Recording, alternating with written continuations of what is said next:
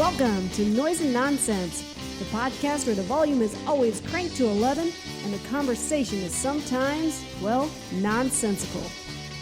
We're here to celebrate the loud, the weird, and the unapologetically noisy. Whether it's punk, rock, metal, shoegaze, or whatever else may be rattling your speakers. I'm Stephanie. And I'm David. Hello and welcome, and today on Noise and Nonsense, we welcome Foxbody.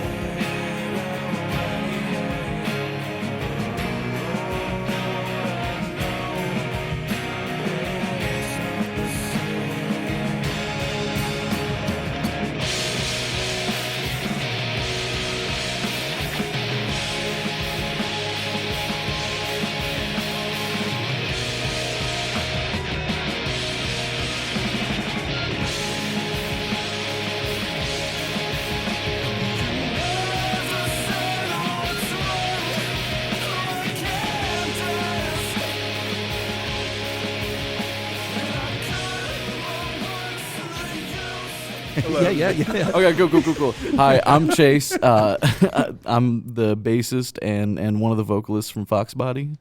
Hello, I'm Colton. I'm the singer and guitarist of Foxbody Rhythm. Yes. Awesome.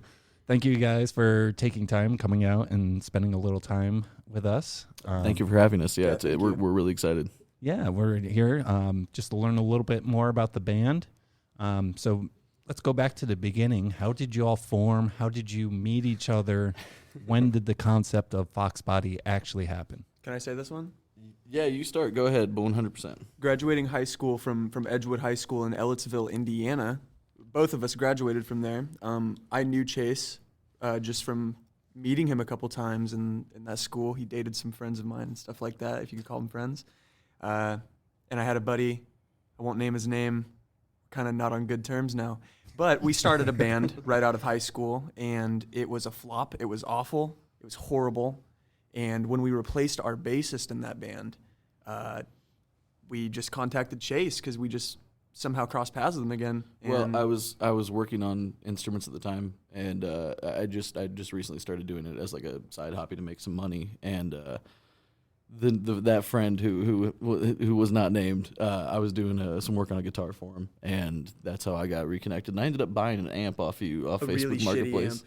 and then like doubling my money off of it. So I Yeah. really didn't feel bad about it. 100%. But yeah, you continue. Yeah, that's pretty much it. Chase joined in from there as bassist, and then after a really, really, really bad weekend. Can we say the name of the band? It's called Sour Trip, and it wasn't good. It was terrible. We were quote unquote playing new wave blues. New Wave Blues was how this asshole who was in the band with us originally described it, and none of us agreed with that. He had a lot of really bad ideas. One of the songs was just a straight rip off Sorority Noise Using Again, which was great. And Stars by Hum, he ripped that off too, Yeah. and didn't tell us until after we had it down. So that was cool.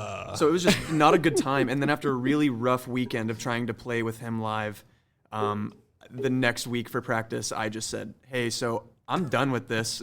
I'm not doing this anymore." I just pulled up, and him and our lead guitarist Ryan at the time were just chilling in the garage that we practiced in, talking, and I walked in like happy. I was like, "Yo, I'm here for practice," and the room immediately was tense, and I was like, "Oh, I don't like this feeling. Yeah. What's going on, guys?" It was like an intervention is what it felt like walking into. And I was just like, yeah, I'm not happy. I don't think any of you guys are happy. And that asshole just like walked out halfway through it, which was the funniest part. And then I was like, he just got in his car and left, and we were now mind you, we were in a discussion for probably 20 minutes at that point, trying to. I mean, Colton was he had his grievances listed out on a legal pad, and we were talking and discussing, and just trying to hash things out, and that friend just got up, and we assume he walked outside to smoke, and about the time I'm like, oh, where is he?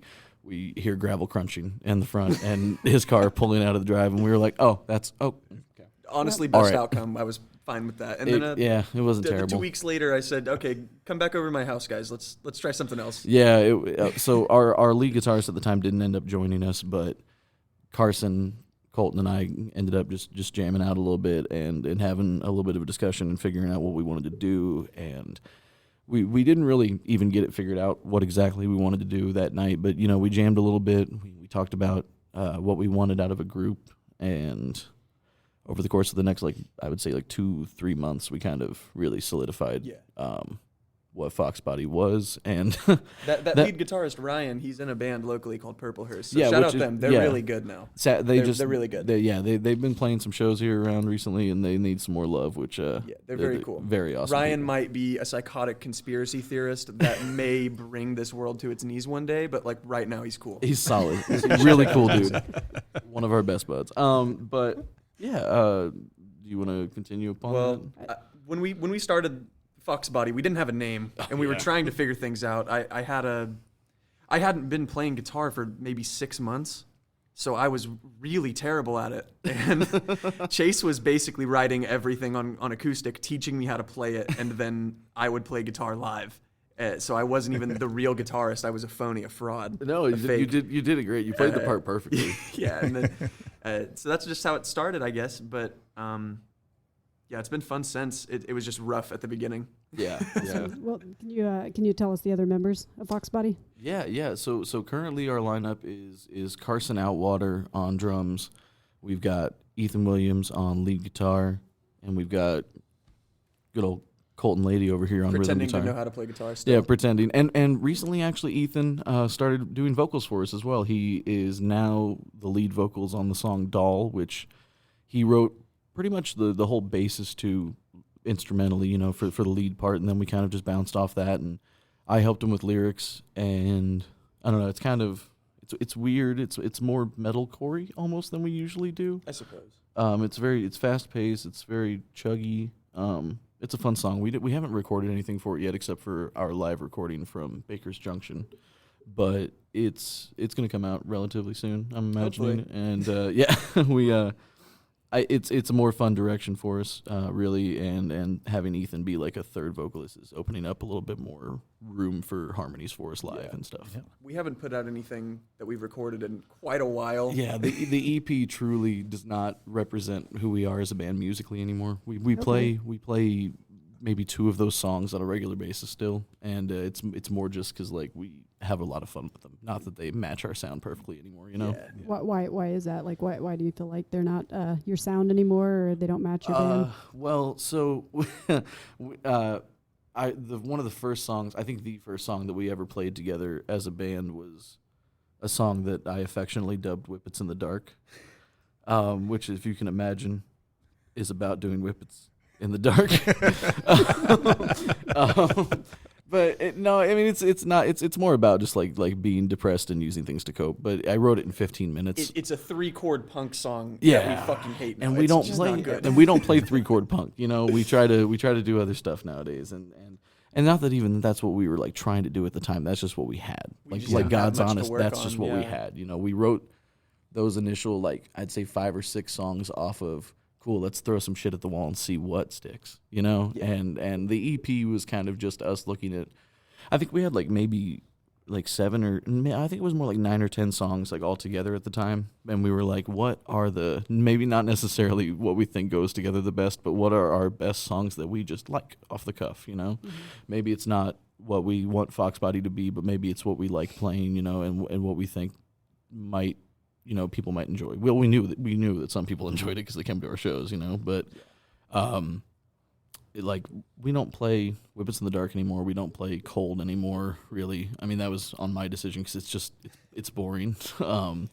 We've played it for 3 years now, and it's a cool song. It's fine, but the stuff that we're doing now is a little more complex structure-wise and a little more I don't know. It's more fun to play. Not that we don't ever change our old songs. That's what we did with Pull Down the Moon. Pull Down the Moon is an old song that it was one of, I think it was the 3rd song I wrote for us, and it's really fun. It's chuggy. It was the most fun at the time for me to play that song, back when we first wrote it, and it just continued to be fun until it dropped off, and I was like, what do I need to do to this? Because I really loved the song. I was like, this is a fun song. I want to continue playing it, but what do we need to do to it? And we all sat down and talked, and my idea was just for a breakdown and everything, and I believe it was either you, Colton, or Carson maybe that brought it up, that he was like, we need to speed it up. Yeah. We just need to speed it up. Because we were just slowing down over and over again. I think it was all of us kind of agreeing that it was too slow. And like, there was a couple times we've been at gigs at the Bishop and a couple other places where like we were playing at some point, and mind you, we might have had a couple Millers in us, a couple things to drink, but I was like, my God, we are slow. We are just chugging. Yeah. Like I was up singing, and I was like, I'm droning. Why do I feel like I'm droning? And I'm hearing slow drums, I'm hearing slow guitars. I'm like, my fingers are slow. I'm like, what are we doing? And I was like, we just need to up the tempo, Yeah. But yeah, so we'll be playing old songs forever, but there's just some that like we don't break out live unless somebody asks us to, because it's like we just don't have as much fun playing them anymore. When the first things you write are just these shitty songs, these shitty songs that you just don't like anymore, it's hard to develop from that. To like, you want to keep some of that same feeling of when you started the band, but it's just not going to happen. Mm-hmm. Yeah, it's that you're chasing the nostalgia of the start, and you have evolved beyond a point. Yeah. And yeah, it's time to move on. Yeah. Something in the way I feel about you. Singing in the starlit room, underneath the light of another bedroom.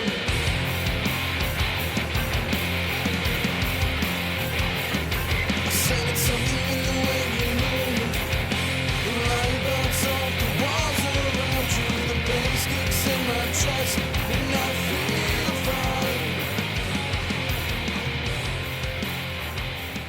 You are working on Pull Down the Moon. What other song do you regularly play off the old E EP? So like a fan favorite that like people, I don't necessarily think that it's like our best song by any means, but it's a fun one, and a lot of people like it just due to the fact that we've been playing it for so long. It's the oh my God, what is the name of it? Dinero? Dinero, yeah, that's Oh, it. Sorry, I couldn't think of it for a second. Yeah, Dinero. It's another one of those just 4 or 5 It's a chord chuggy 4-chord chord songs. grunge Like, song Yeah, that yeah. I wrote. It was the first song I wrote just on my own. Yeah, And I hate it. and I absolutely hate he it. despises it. He despises it with all his heart, but it truly isn't the worst thing in the world. And we all have a good time playing it. It's a slower, grungy, chuggy song that everybody can kind of just stomp around to. And First song I wrote. Everyone loves it. It's got the most streams that we've ever. yeah, song yeah, we've for ever put no out, reason. And For I no hate it. reason. And It's I the most absolutely simple- hate it. It's I love awful. it. Oh, it's great. It's fantastic. See, that's the beautiful dichotomy of being in the band, is the balance between yourselves and the audience that's perceiving. Right? Well, I think it's got this charm with the chorus where it's just a dude screaming in Spanish at you. And like you can kind of it's in a rhythm, and you can kind of get down to it, and you can sing along to it too, because you ain't got to be too good at singing to do it. No, it's just awful. it's something everybody can join along to, and everybody for the most part does join along to it I'm when we're singing shocked the at how chorus. many people recognize the chorus at our shows and will sing it along with me. And I'm like, I hate all of you. Stop singing. Stop This is requesting. terrible. Please. Well, I know what I'm going to request next time I see y'all. Probably everyone listening to this will request this. Yeah. song. Oh yeah, no, You'll be for playing sure. that forever now. It's, Come and talk to Colton about Yeah. Dinero. Our- Ask him our so many iron questions lung. about it. so you guys did talk a little bit about writing and stuff like that. Like, it sounds like you do a lot of collaborating. Is it pretty equal on writing, or is it kind of like somebody brings something to the table at practice and then you go from there? Yeah, so it used to be a lot of the time where like one of us would write a song almost into entirety and bring it to the band, but we kind of felt like a stagnation with that and felt like that was getting almost boring, but more so disjointed with how like our separate songs were sounding. It didn't feel like we were melding into one thing. So anymore, it kind of just seems like Colton has a riff or Ethan has like a riff, and that's like just it. And then we start from there. All of us do it at practice, and it just blooms out from there. Like maybe it'll be like a riff, 2 or 3 riffs, but there's no structure to it, and it kind of just We jam on the individual riffs. We break it down. We figure out what's different about them, and we just jam on them for 120 bars at a time. It changes every single Yeah. practice until we Yeah. finally make it Yeah, stick. And it's yeah. never been lyrics or vocal melody first and then the Yeah. instrumental. It's always been, can we get an instrumental out of here and then Yeah, put yeah, some lyrics yeah. on it later. It doesn't matter what it is, the lyrics now. We need a solid Yeah. platform to stand on. Yeah. Exactly.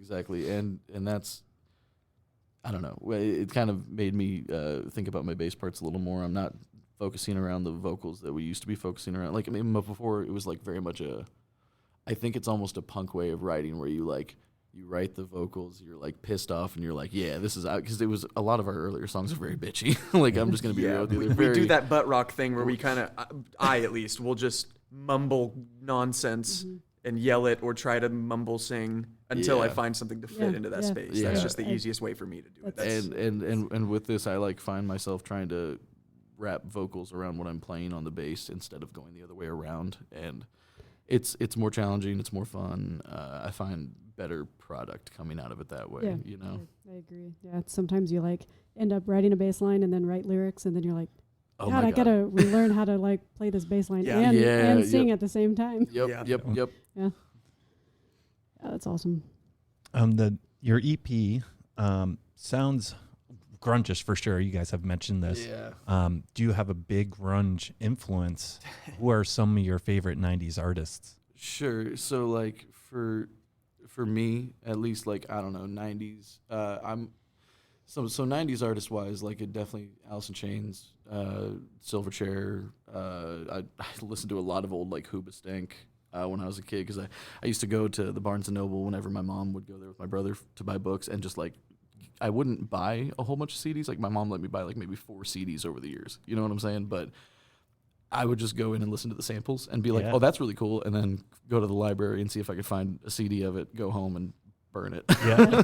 Yep. So a lot of it was random Hoobastank, Drowning Pool, Seether, Linkin Park, a lot of stuff like that for me. And some old metalcore, some Chiodos, Bullet for My Valentine, stuff like that, that I was kind of into at the time. Colton's. What yeah, go ahead. when I when said we a were lot. writing the EP, whenever we were first becoming a band, I was going right back into my obsession with Nirvana. I've just always been somewhat obsessed with them since probably middle school, It used as to- I it feel used like a to be lot of worse. people were. Yeah, it used to be way worse. So my big influence was Nirvana at the time, and you can clearly hear it a lot in that EP. And we had there was a person at IU that wrote an article about some local bands, and she mentioned us, and she immediately compared us to Bleach by Nirvana, and I was like, that's fair. I can't Which really song was it? Which song was it that you compared? maybe De Niro. I couldn't tell can't you, remember. but she compared us to Bleach, which was very accurate. Really shitty recording, really simple songs, screaming. That's what I was going for in a way. It was kind of a Bleach sound, I guess, from Nirvana.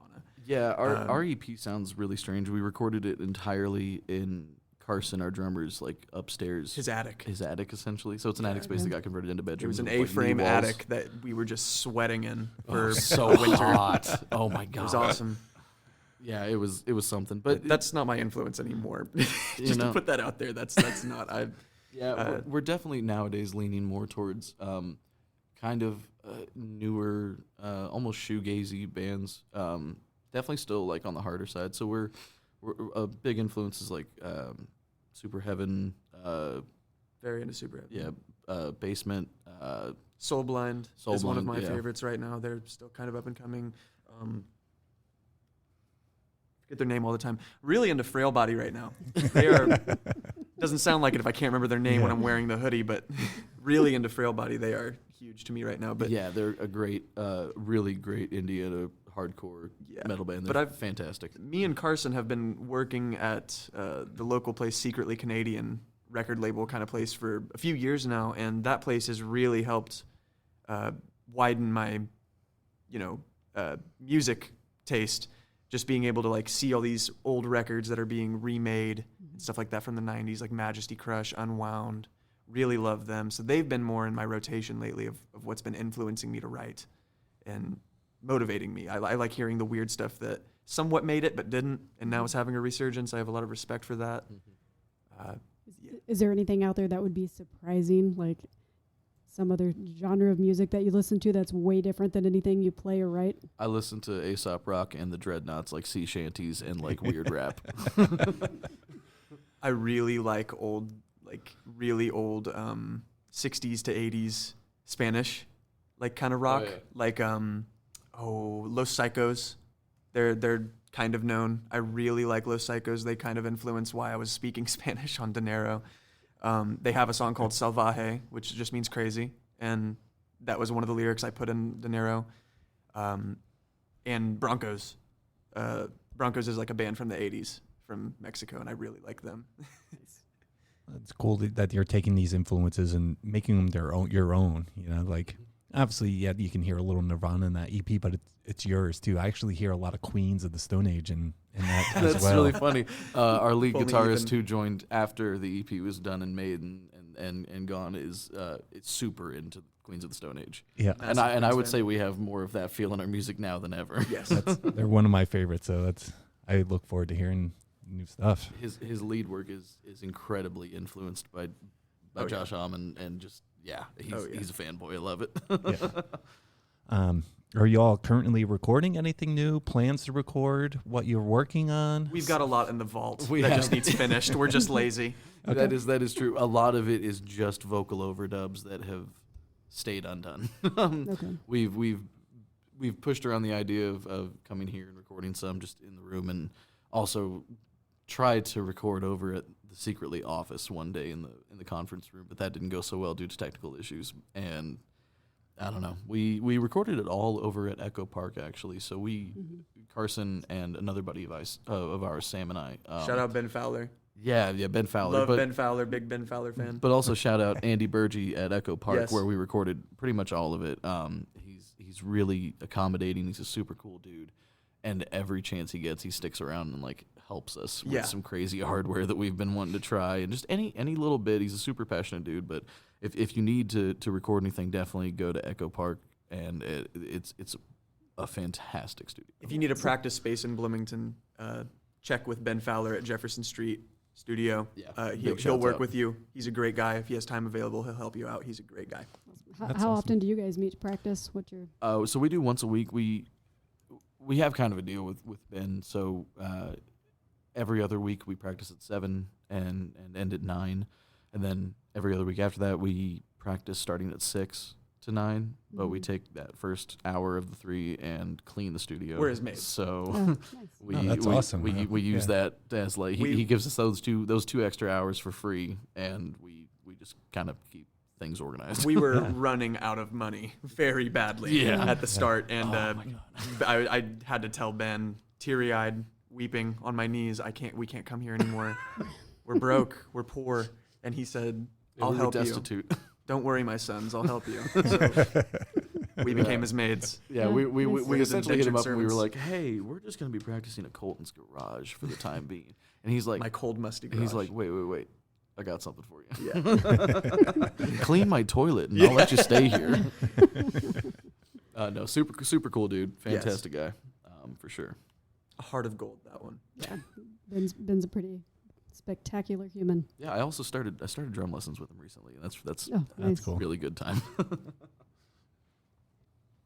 So, you guys, I know you guys are kind of the house band out at Baker's Junction during the season, but do you have any other favorite spaces in Bloomington that you like playing?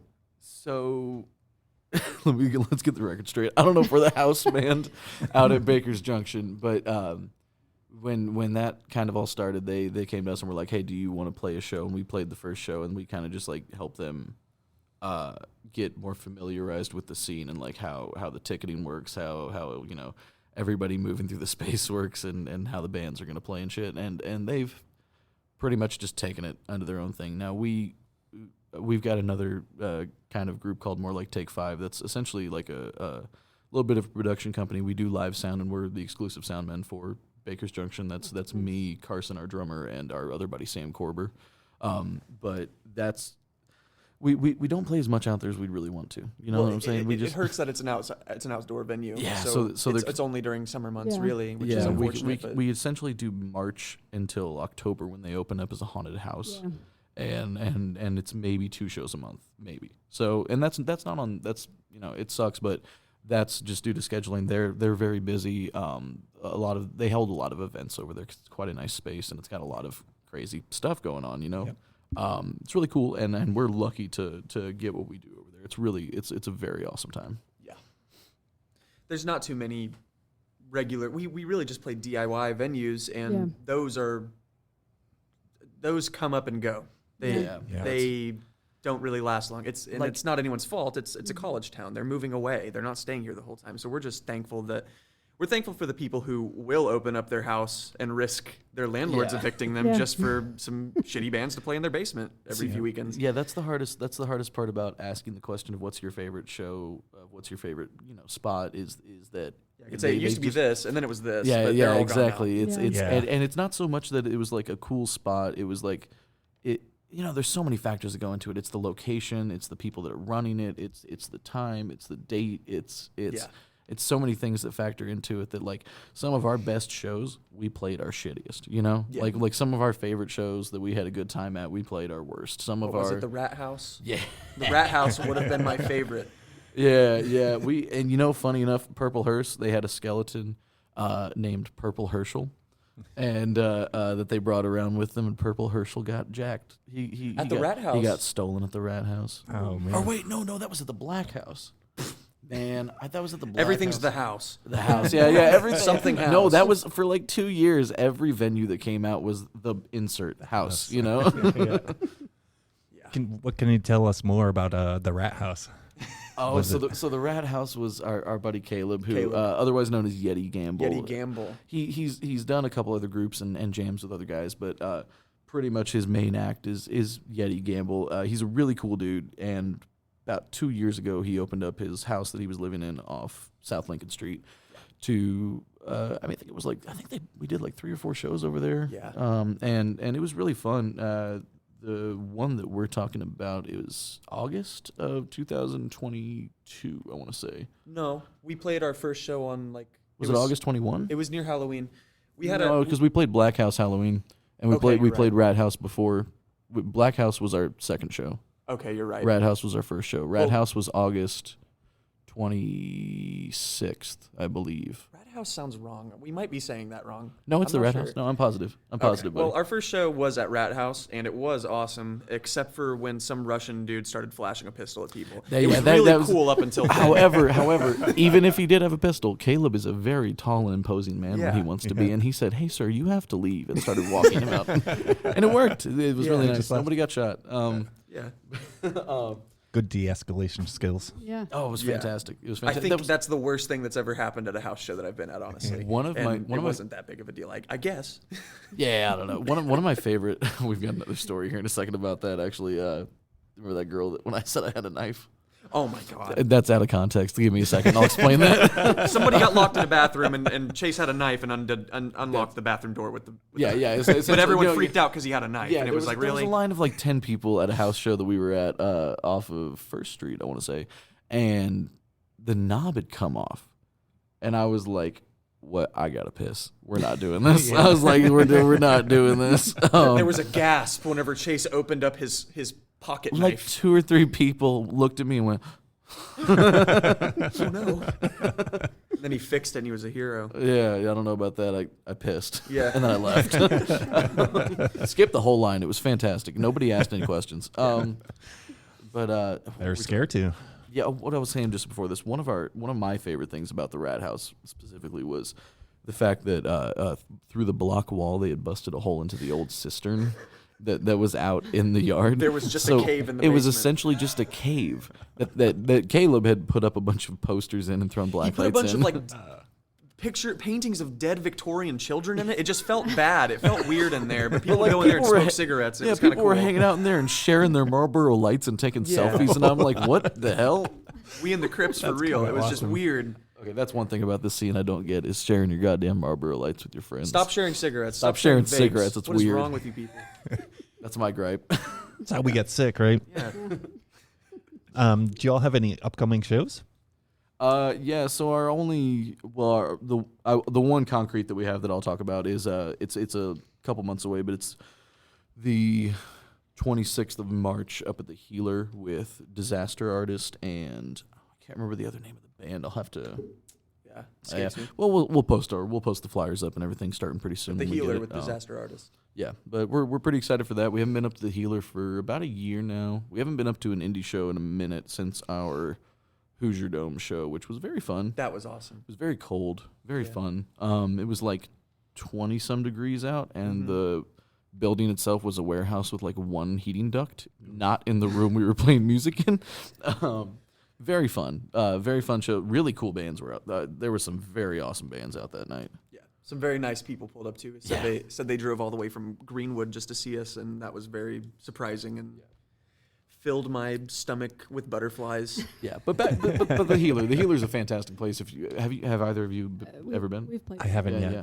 God, it's really cool. It's a really cool venue. It's like an art installation as well. Yeah, it's not Fun the space. it's not the biggest stage by any means. You know, you can't really like jump around a whole lot and get your movement going, but it's a really fun spot, and they've got some really cool like little alcoves for like taking pictures with some I don't know, just set up scenes essentially. It's just little like cubicles set up with different themes going on. It's kind of That's fun, cool. you know. Yeah, it's a fun space. Yeah. Yeah, the pictures I've seen, the TVs with the images and Yeah, all yeah, that, yeah. it looks cool. It looks like a cool spot. I'm not sure how they do that if they take in new artists for things like that, or if it's just an in-house thing that they've been doing forever. But it's really cool. I think they're all like separate Yeah. Oh, art installations. that's I very believe. cool. I think they have like some in-house ones that like remain, but I do Yeah. believe some are they Yeah. they come and go. That's very that's cool. really So, cool. yeah, it's a cool space. Yeah, it's really weird if you've never been there. It's a strip mall with nothing else around it, behind another strip mall with nothing else around it. Yeah, it's Okay. So you can't see it from the road unless you're like really looking for it. And your Google Maps will take you there, and you're like, I feel like Google's like trying to take me we out are right now. not in the right spot, are we? I don't feel safe, and I need an adult. Yeah, Yeah. yeah. We felt the same. Yep.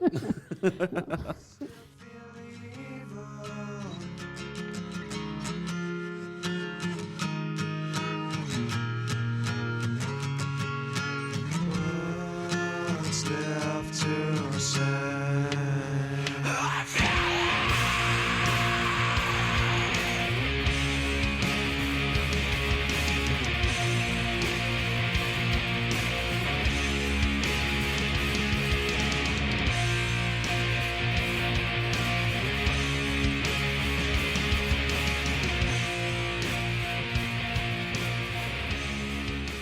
So Chase, I know you are a bit of a into gear and building of things. I can personally speak for. That is true. I've definitely worked on your speaker cabinets before. Yeah. So do you have any specific gear that you really get behind, or?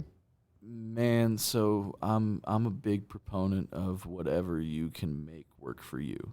I don't have anything that I super swear by just because I'm so wishy-washy. I found like for my personal setup with Foxbody, the three main components are my bass, which is an off-brand. It's an Arbor Stingray 4-string single bridge pickup, and I dig the hell out of it. It's got a really fat sound with that Music Man humbucker in it that I've not gotten out of my prior P bass and then a PJ Jaguar bass, which I had, and it's just the best thing I've got so far. And I bought it for like $80 from a dude in Spencer, and cool.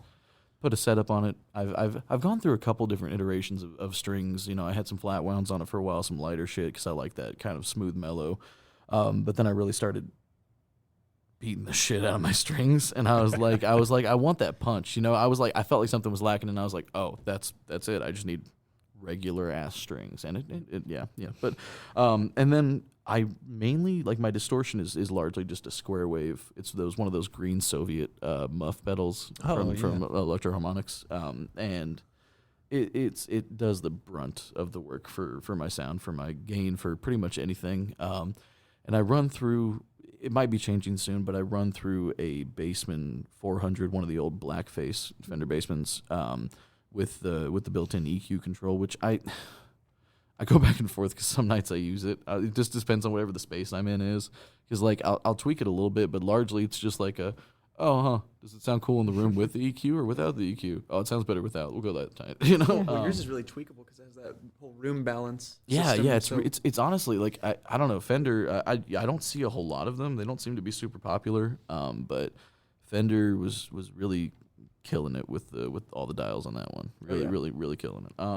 And then my setup is for my speaker cabinet is actually I cloned it for Stephanie here, but it's just it's a 115 and then Mickey Mouse ears, 2 6-inch mid subs. That's pretty awesome. Yeah, it's weird. But it comes out to like 5.23 ohms of resistance, and it really just kicks ass. It's got a weird sound to it, but it's got a lot of mid to it, which is something I felt like I was lacking in the Music Mans. And when Sam actually, our buddy who's in partnership with us in the recording side of shit, is he was in another band for a while with another buddy of ours, Steven, and I'd built him a custom bass guitar, and he was using whatever setup he could at the time. So one of the shows he asked me, he was like, "Hey Chase, can I borrow your speaker cabinet?" And I was like, "Yeah, man, I trust you. You know, I built that bass. I know it's not going to blow my shit up." And come like halfway through, I think like 3 songs in, I was standing in the front row, and I see something rattling in the grill, and I'm like, "Is that it? Oh, that's a center cap. Oh, there's another. Oh, all 4 center caps are off, huh? Oh, that's cool. That's great. That's cool." So I take it home, opened it up, and it's just deteriorated. I the bought mold and the speakers revolted that day and Yeah. just jumped out of the cabinet. Just took the speaker cones with it. To be fair, I bought that. It was a at the time it was a 4.8 or a 410. It was a 410 cab. It was a 410 cab. And we left it in my musty garage, and it got moldy on the fabric of the speakers and just rotted. It was terrible. It was absolutely awful. I bought it off a dude in Washington with the head, mind you, for $200, and you know it served its purpose. But with a little TLC and a new face, I put those speakers in there, and The it's Mickey Mouse setup. yeah, the Mickey Mouse setup. You can't see it because of the grill, but it looks wild without it. But yeah, it's been a good setup for me. Colton's gone through quite a bit. I could of- talk about gear all day. I am a gear junkie. I have spent way too much money on just trying to find what I like. Yeah, so that's the difference between me and him is that I find something and I try to like make it work for me by like modding the fuck out of it and potentially breaking it. And he just buys broken shit over and over again. If I wake up one day and something isn't working, it's getting sold and I'm buying something else. I can't. I'm addicted. I have a problem, honestly.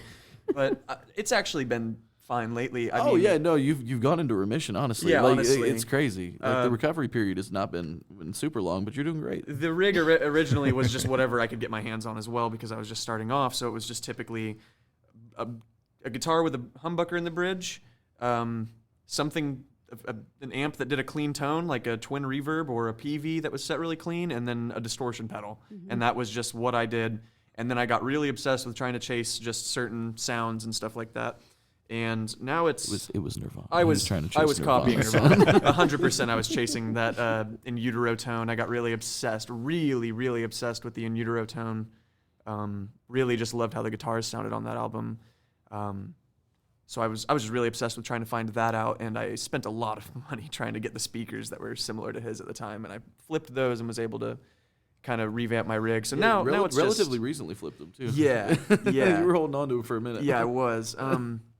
But anyways, now my rig is just I've got this it's a Squier Cyclone 2, and it's shaped like a Mustang or a Strat or something, and it's got 3 pickups that are slanted. But the guy I got it off of, I had a Hello Kitty Squier guitar, and I put it on Facebook Marketplace, and this guy just hit me up and said, "I'll give you this Cyclone 2 for it," and I was like, "Let me see," and it had 3 mini humbuckers in it.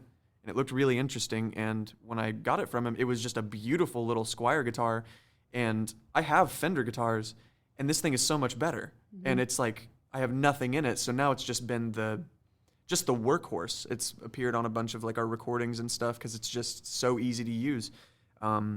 It's actually, the pickups in it, I think, are clones of the ZZ Top guitarist. Billy Gibbons. Billy Gibbons. They're called like the Billy Gibbons Red Devils. So it's a weird little guitar, but it's just been my best friend for about 2 years now.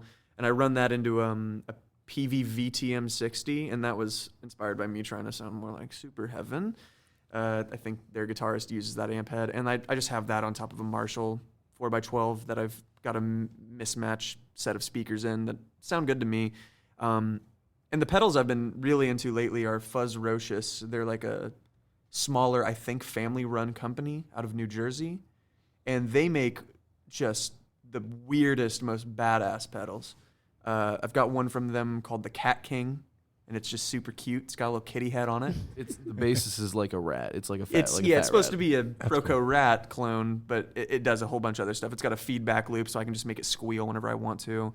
And then recently, my mom for Christmas went on there because she knew I liked Fuzzrocious, and she got me a pedal called the Big Fella. It's got a spider on it, and it looks pretty cool. Yeah, they're all hand painted. They're all hand painted too, cool. which is Yeah. just cool. But yeah, that's just what I've been running lately.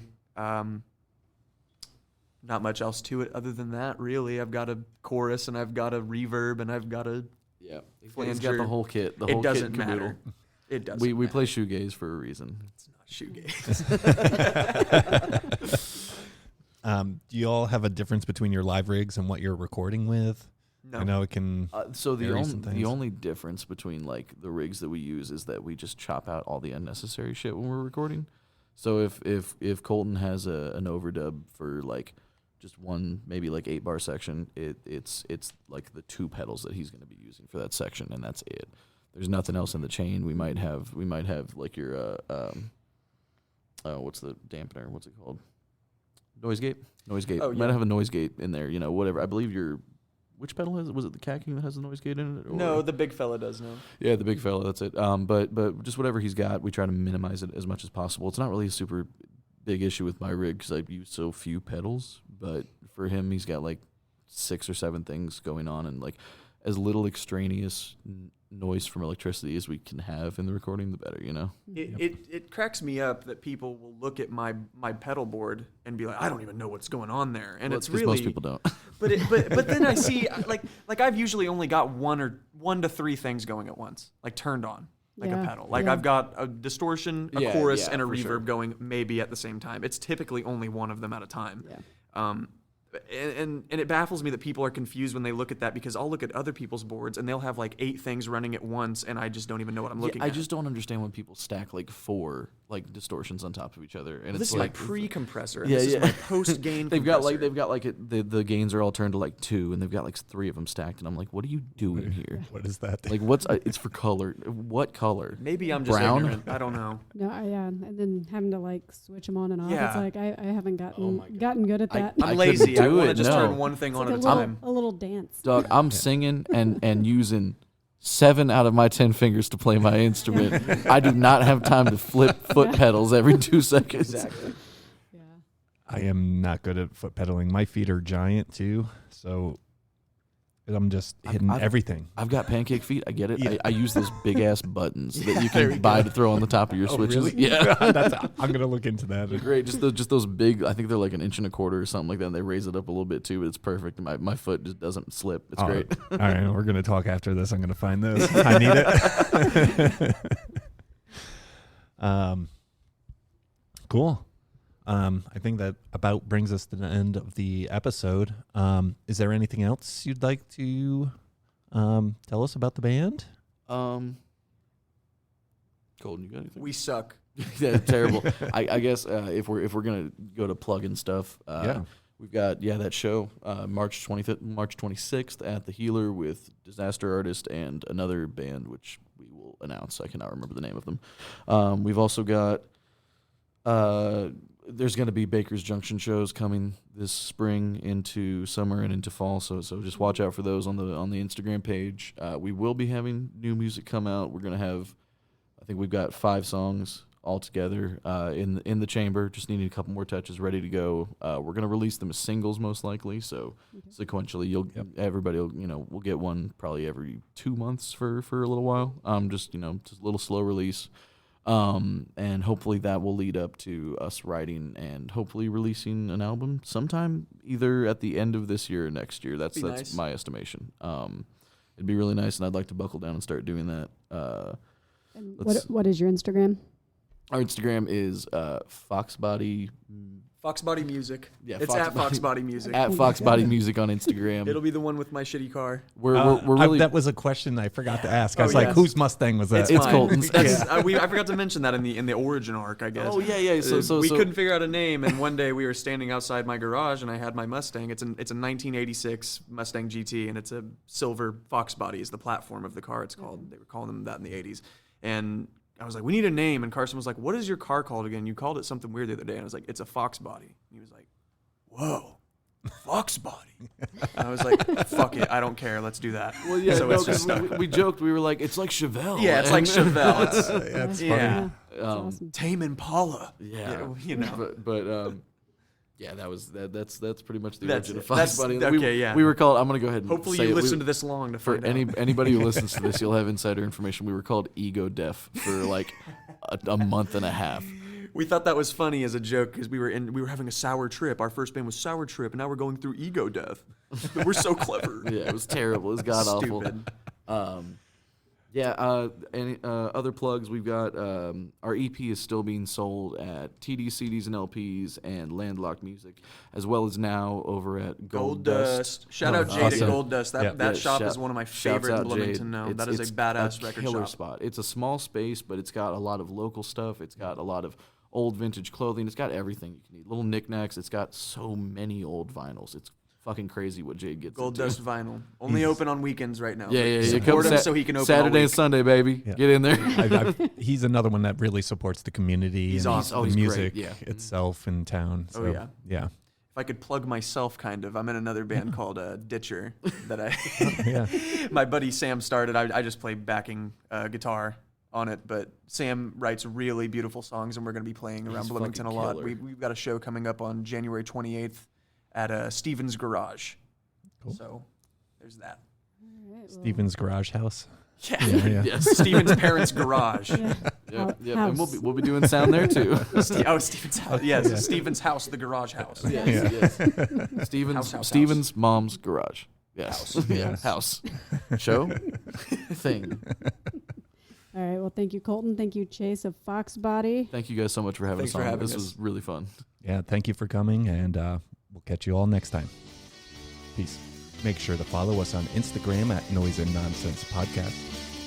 If you are interested in being a guest, email us at noiseandnonsensepodcast@gmail.com. Thank you very much for listening, and we'll catch you next time. Bye-bye.